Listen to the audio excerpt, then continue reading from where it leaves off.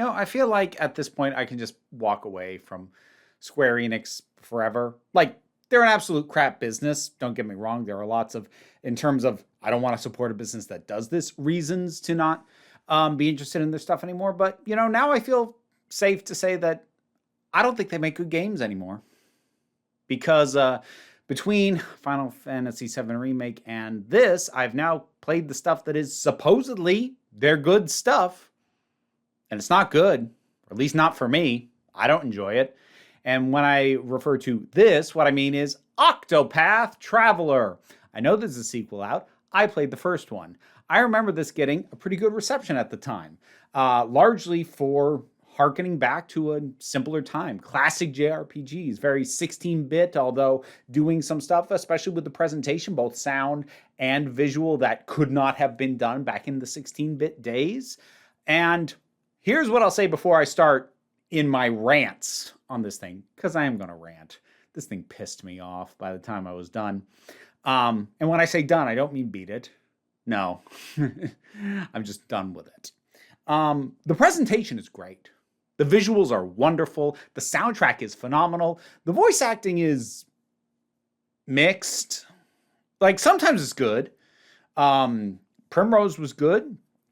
Hannet was fun. Like, it's very overbaked, very Renaissance-y sounding dialogue, and that's kind of fun.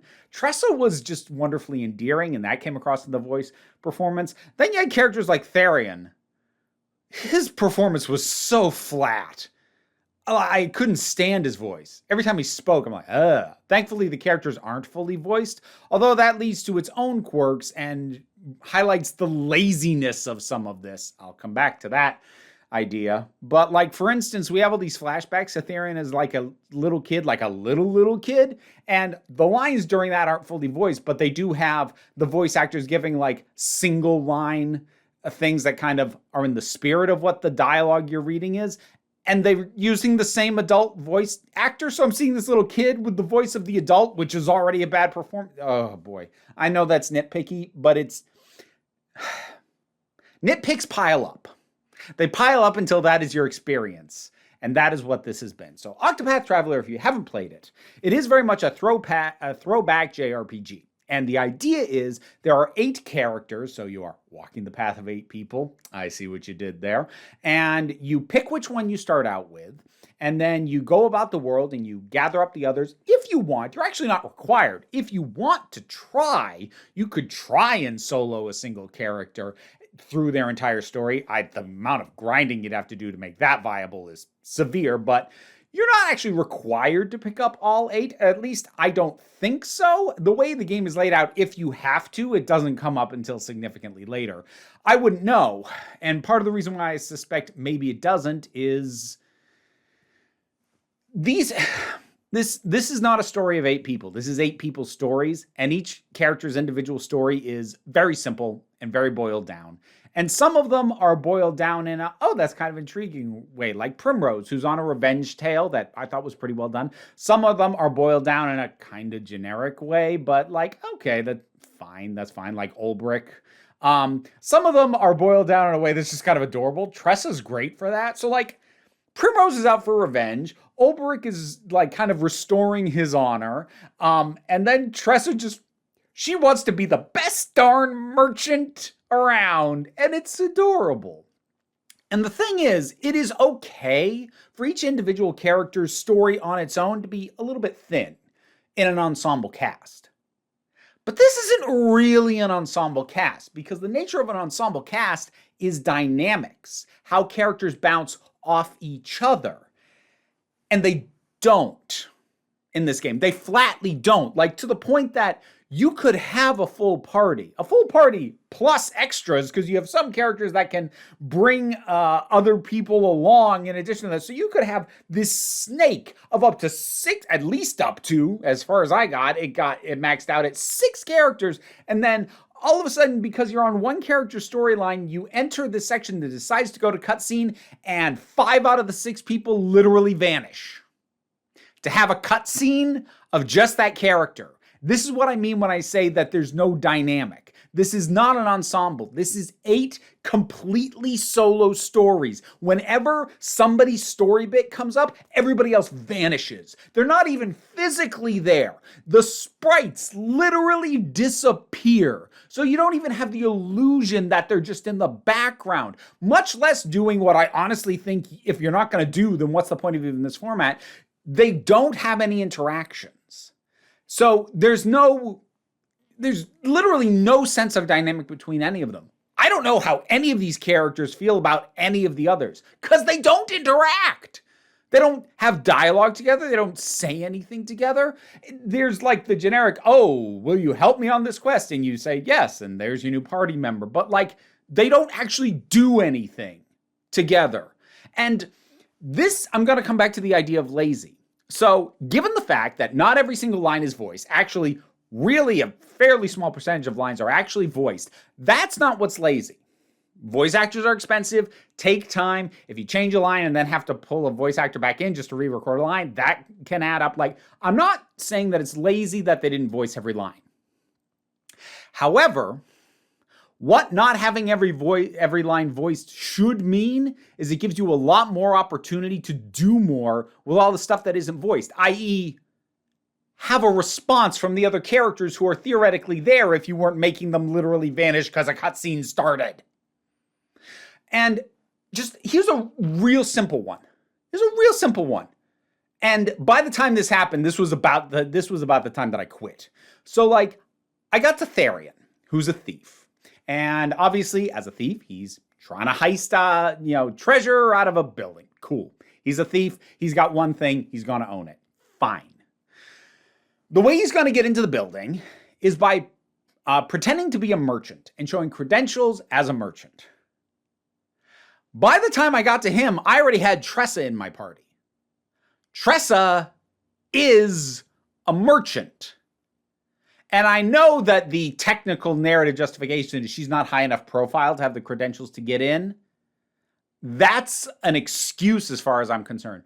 Because it would not be that hard to have just 2 tiny variants, not of the entire thing, of just getting Therian into the building. You could have what you made me do, which was wander around town until I found a merchant with the right credentials and pickpocketed them off him and then went in. But it would not be that much extra work, especially in a genre that is built on narrative. I'll come back to that too. It would not be that much extra work, or rather, it is glaring that they did not take the time to do the work. That if you have Tressa in your party, and like in your active party, you can even limit it that way, because you can only have 4 in at a time. I'll come back to that as well. So you could just have it so if she's actively in the party, her credentials get him inside. That's it. Like, once you're inside, same thing in either case. It would be this tiny section that could just play out differently depending on who's in the party. And that makes it feel like these characters interact. These characters have an impact on each other. Because right now, they don't. At all.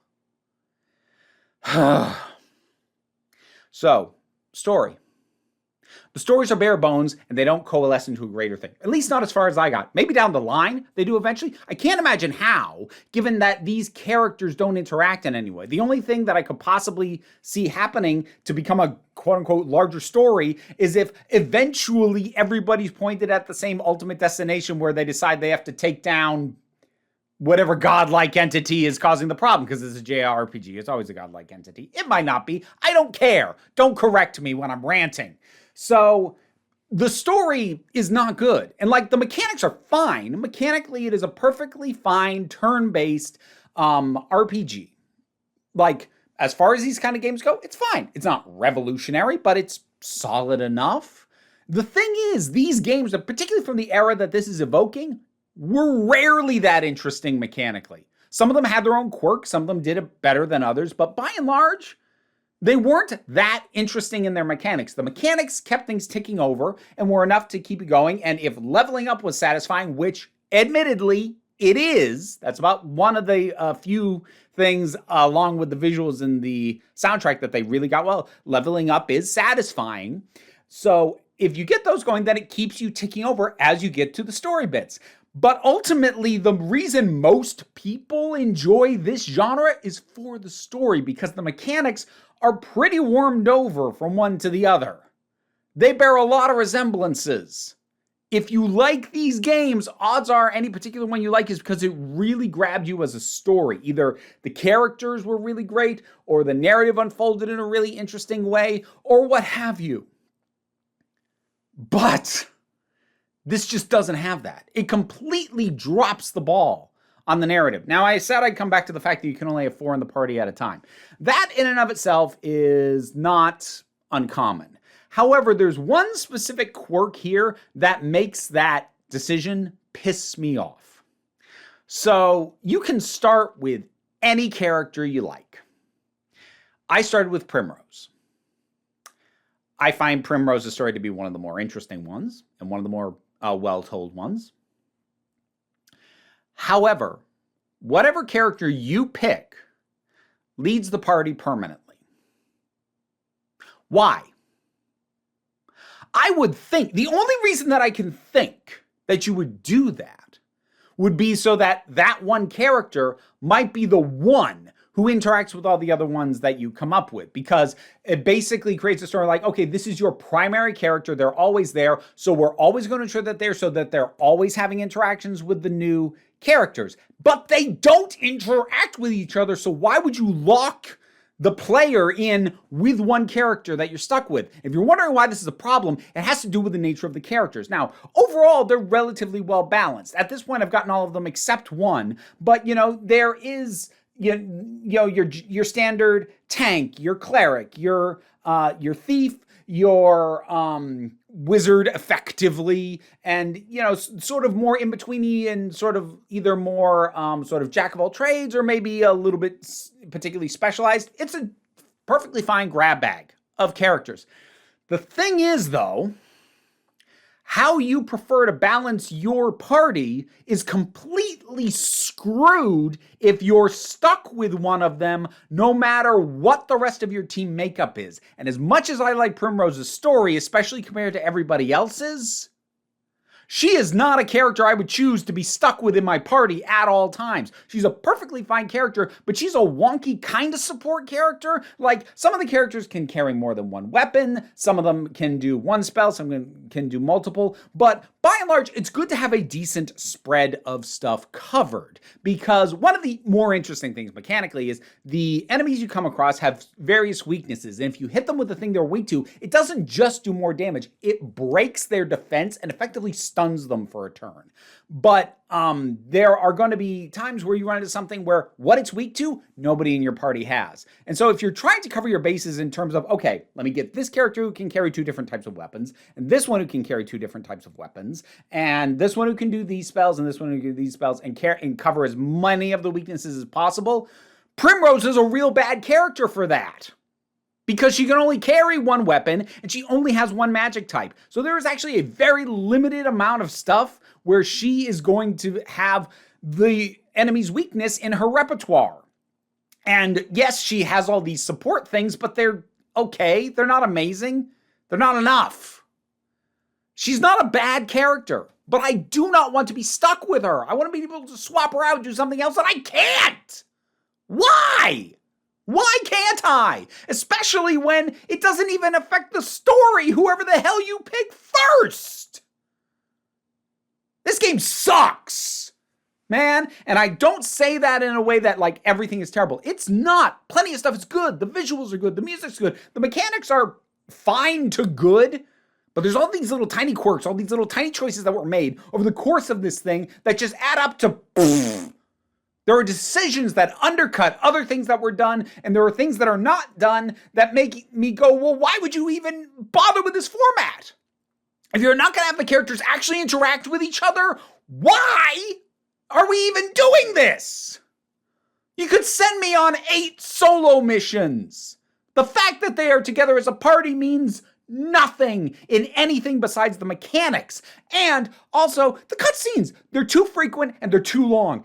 This really got hammered home on me with Ophelia and Therion. Now, granted, they were the last two ones I did, so part of it might have been I was just so sick of it by that point that I was not willing to be forgiving anymore. But it felt worse with them because they kept iterating and reiterating literally the exact same information, and oftentimes individual scenes would just drag on. So, like, again, to come back to Therion, he's the most recent one. He's not the worst, but he's the one who's freshest in my head, so I can relay this as an example. Because this kind of shit happens all the damn time. So, Therion, again, with this stupid pretending to be a merchant thing. So he gets his credentials, and we know the credentials will either get him into the building or they won't. So either this will overcome this obstacle or we'll find out we need to do something else or do something extra. Mechanically, that is all that the cutscene has to communicate. He goes up to the guards, they either let him in or they don't. It drags on for freaking ever as these guards are mean and abusive and dismissive to him, and he gets smarmy, and like, none of this is characterization. We've already seen the guards do this, and they don't matter as characters anyway. They're never gonna freaking come back. And we already know Therion's a snarky dick, so it doesn't tell us anything about him. All you had to communicate was, does he get in the building with these credentials or doesn't he? And it just goes on and on and on. And earlier, the same thing, like these two thieves that had overheard him in the bar, they're like, hey, we got a proposition for you. But before they even say that, they come up and they're like, hey, yo, we've been tracking and all this stuff. And like, what? Why?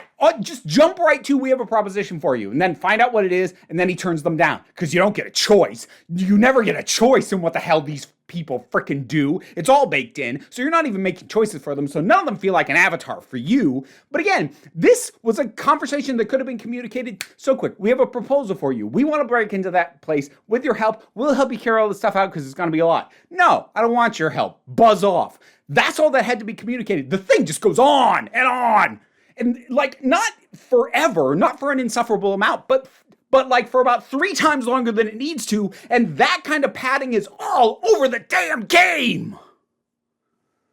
I did not enjoy this. And I had to get that off my chest. Octopath Traveler. Did you play it? Did you enjoy it? I mean, maybe folks did. I didn't. I've heard the sequel's better. I'm not going to play it. Because at this point, I've now played something that is the embodiment of the high end, the current trying to be cutting edge of what Square Enix does. Because I tried Final Fantasy VII Remake, and I didn't like it. And now I've played something that is in the vein of their recapturing their old glory days, and I didn't like it. And I used to love Square games of the past. Back when they were Square Soft, so many of my favorite games. Secret of Mana, Chrono Trigger, Final Fantasy VI, possibly my favorite game of all time. Amazing stuff. This is trash. This is garbage. This is made by people who don't remember why this stuff was good. But anyway, my point being, I've tasted what it is Square Enix puts out when they're being nostalgic and when they're trying to be cutting edge. I don't like either of them. And in the case of Final Fantasy VII Remake, I disliked it for the exact same reason as this. Not that it was instantly trash or instantly garbage, but as I tried to play through it, as I creeped up between 15 and 20 hours, at least on this, I think I actually sunk more time than that into Final Fantasy VII Remake. But as I creeped along, the things that were bugging me just kept needling me over and over and over and over again, and things that would make those bothers worth it either dropped away or failed to ever emerge.